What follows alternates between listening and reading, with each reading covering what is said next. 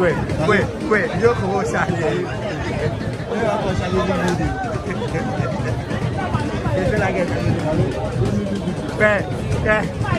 Black, you are going to shale.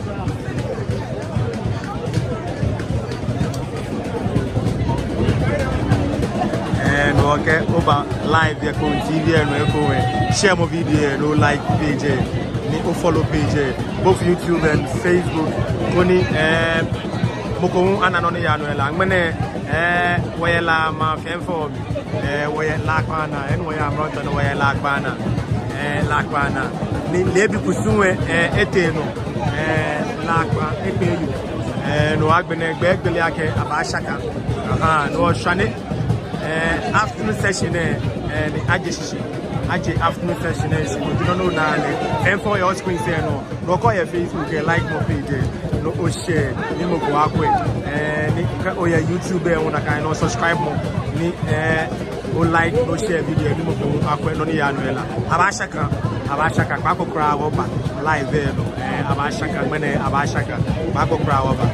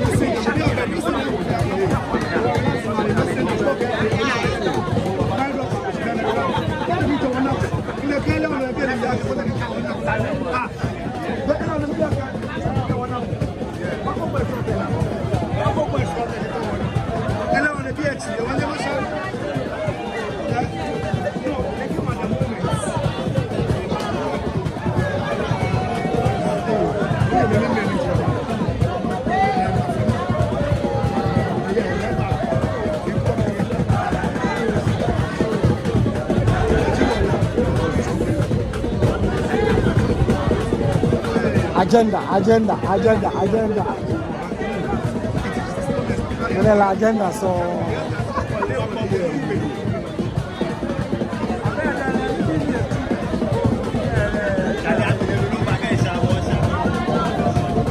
Ale ena se asimo fe won e yuji na sa.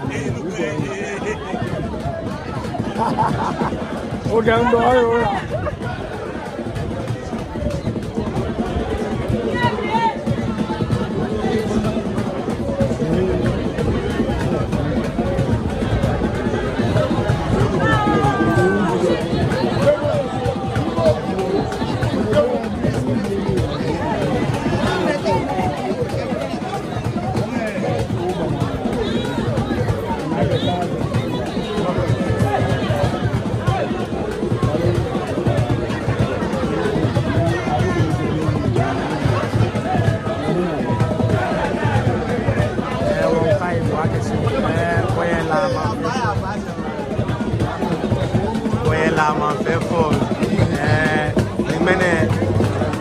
Lebiele wagbena wagbena bi ane le gbeka abashaka beka na she na abashaka no ma bi fe ka me ewu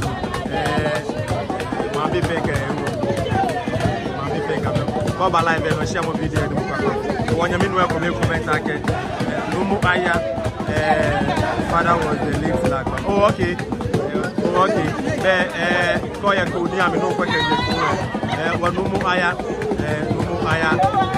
papa ni ena eku eti eke image abo mi papa leon lakpa ulomo jini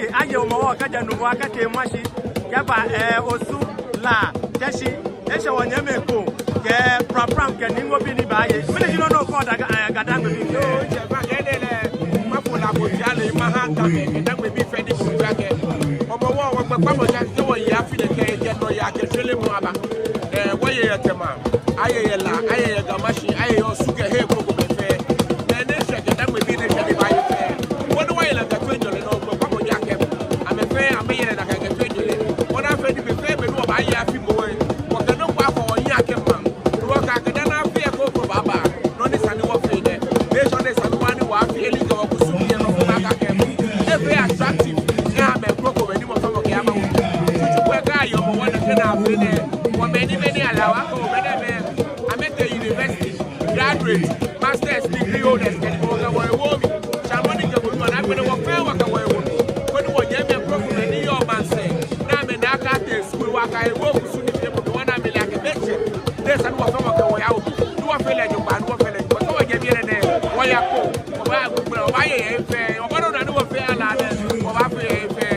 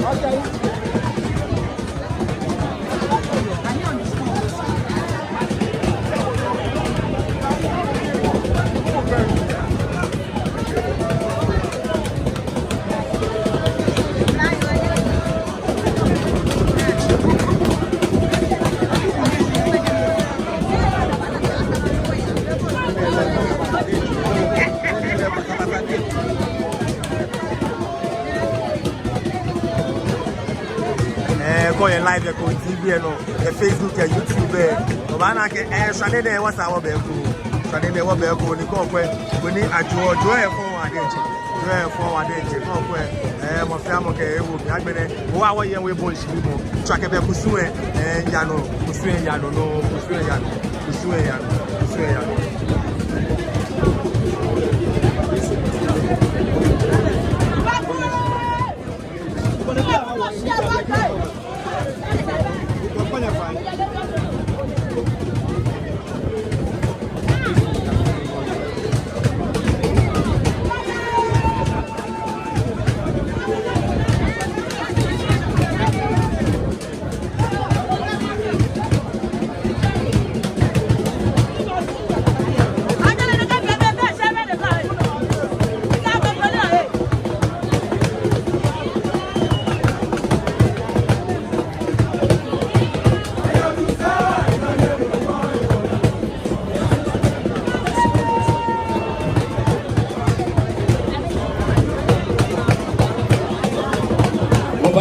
Keji asafua Jamaica asafua nyeme the police work we ne buatwe ato bejiano na menye instructions na beke chuni e wo ga beke ne bia ne buatwe ni ka ma ka bia ana tuwa meni ato bejiano na ke tuoni o ba kwa ni fai ga beke ne bia ne buatwe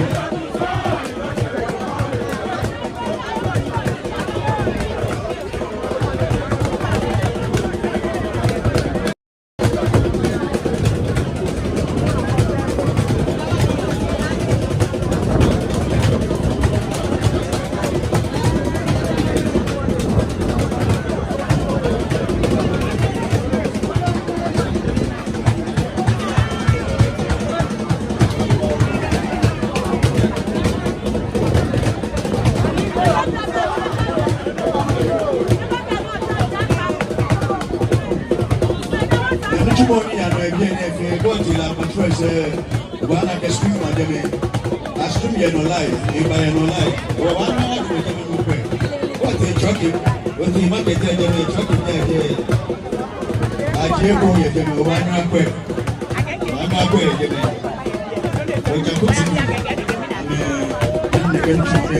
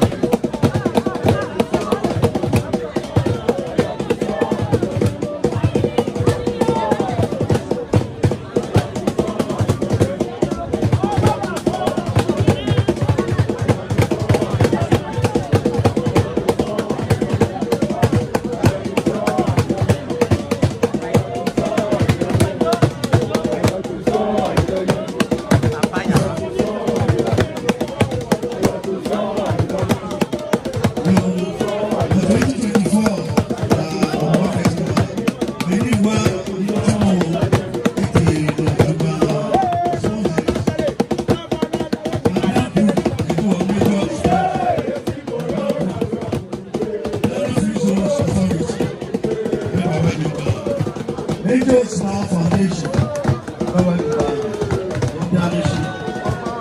La Pleasure Beach Resort Management Committee. Wanda Meshi Babao. Ghana Civil Aviation Authority. Wanda Meshi Babao.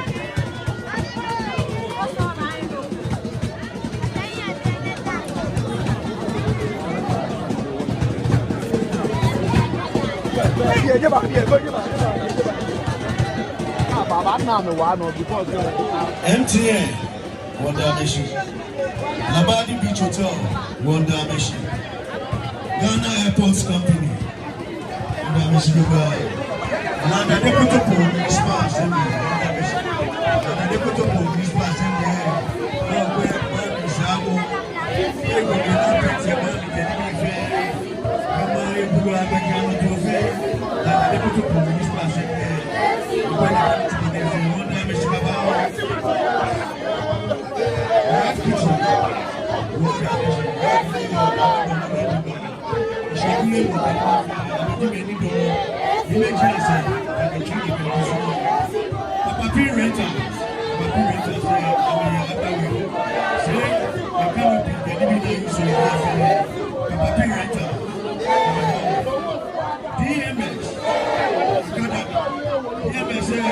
DJs, MCs, the sound.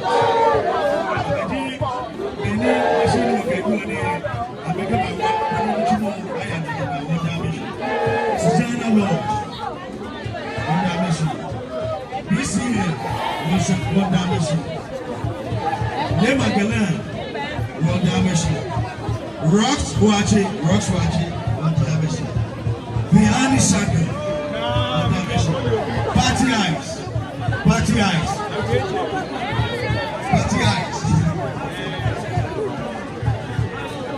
Capitol Cafe and Restaurant, Wanda Meshi.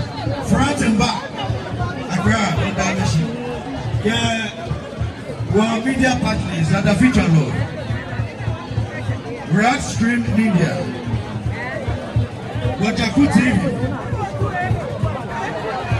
Latenu FM,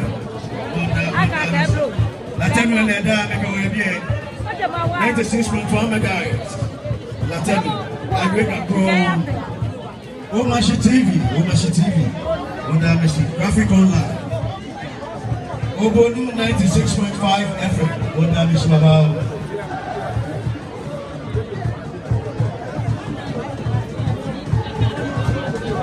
GBC, Wanda Meshi, Obonu TV, Wanda Meshi, TV Africa, Wanda Meshi Babao, Wanda Meshi Babao.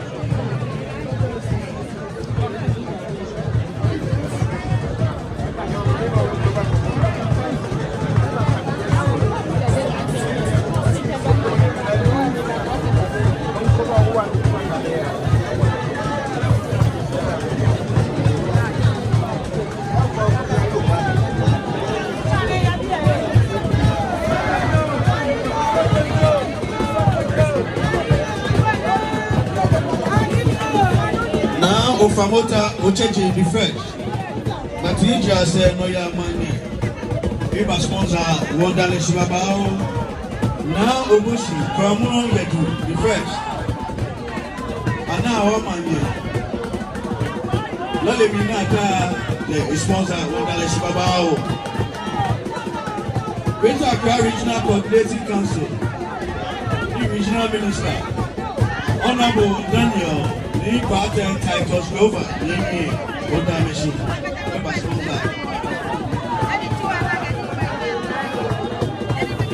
Gold Coast Restaurant, Wanda Meshi.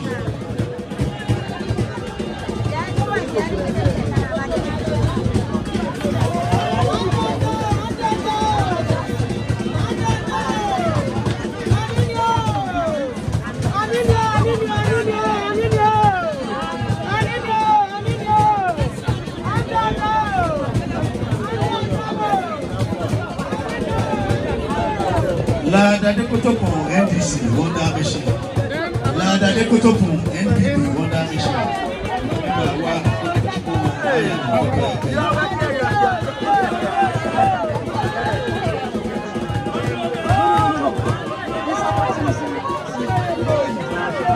La so.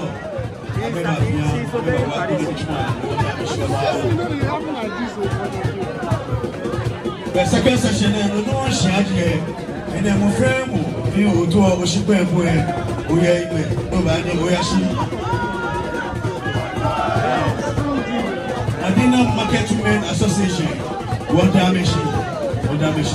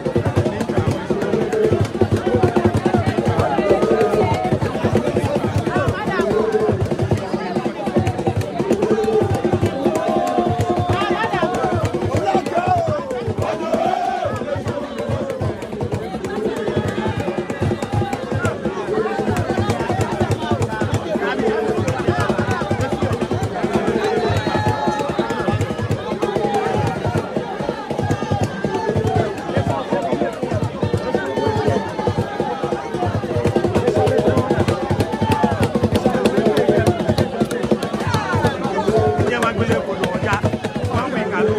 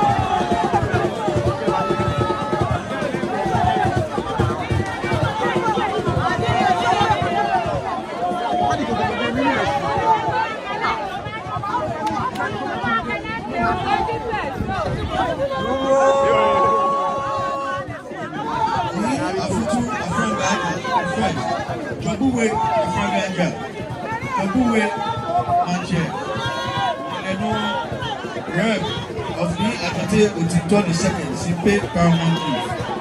Eba, they were here, be a nigga, you need to say, the OJFN.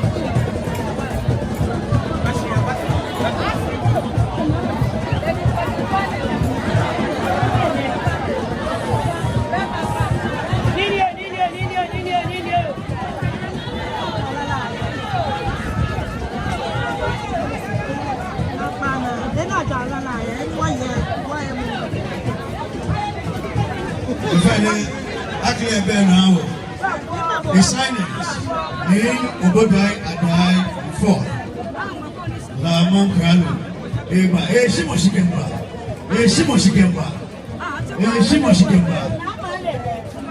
Niman Kralo Shimo Shikemba Aklebe no Niman Kralo Shimo Shikemba The signings name Obodai Adai 4 Lamon Kralo Shimo Shikemba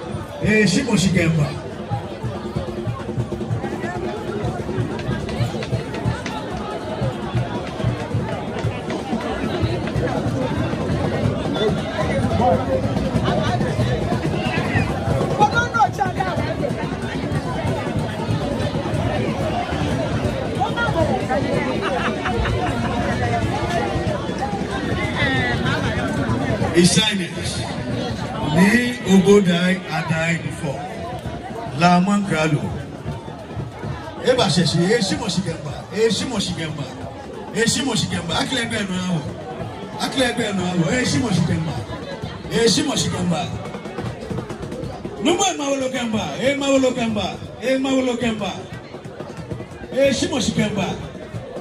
Shimo Shikemba.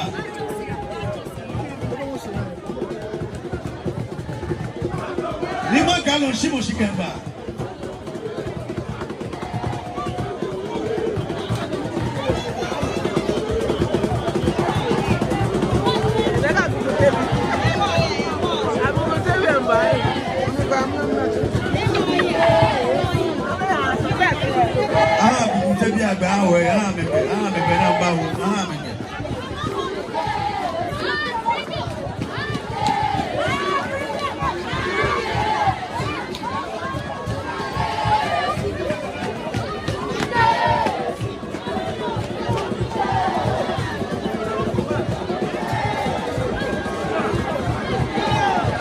Wabafai Oblanye Kenye Mumwebe Kodi Nyame Yese Ke Egina Abachani Kodi Nyaba Inyekele Ayashia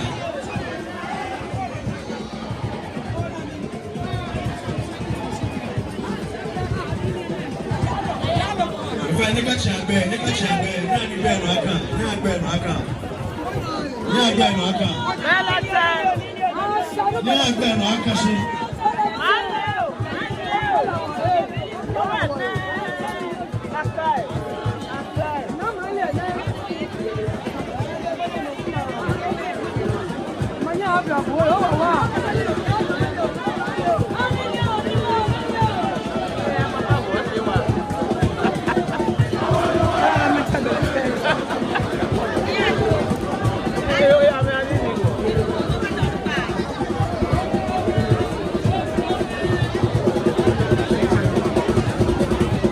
Signed ni Ajeko fait before la chibité. Et n'y a bladi amidemba. Et n'y a bladi amidemba. Et n'y a bladi amidemba. Akachibe, anibe akashi. Anibe no fe akashi. Anibe no akashi. Anibe no akashi.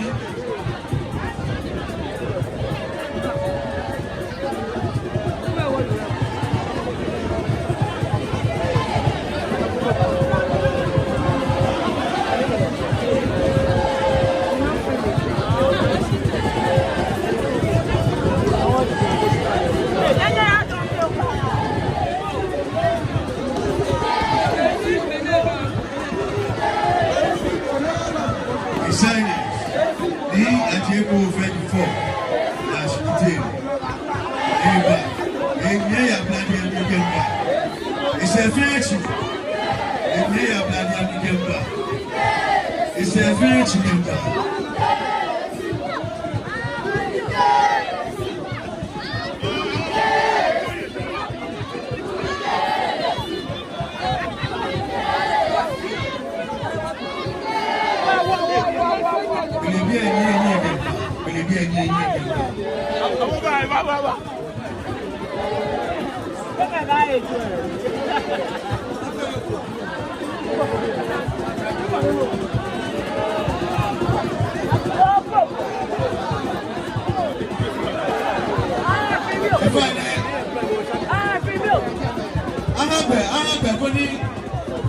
Ni Ajeko over Anabeleba in signage. Ni Ajeko over before. Last meeting. Ni Anutete. Ati Ojame.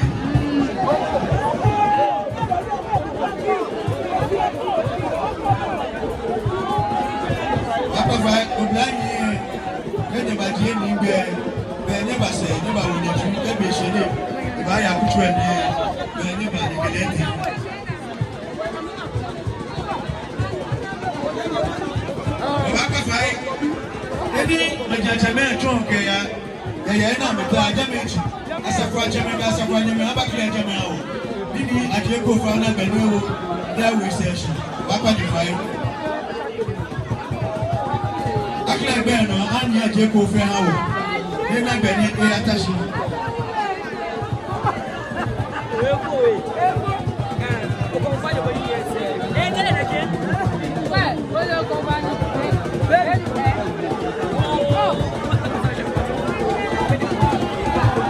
second session there, no, we know I'm here.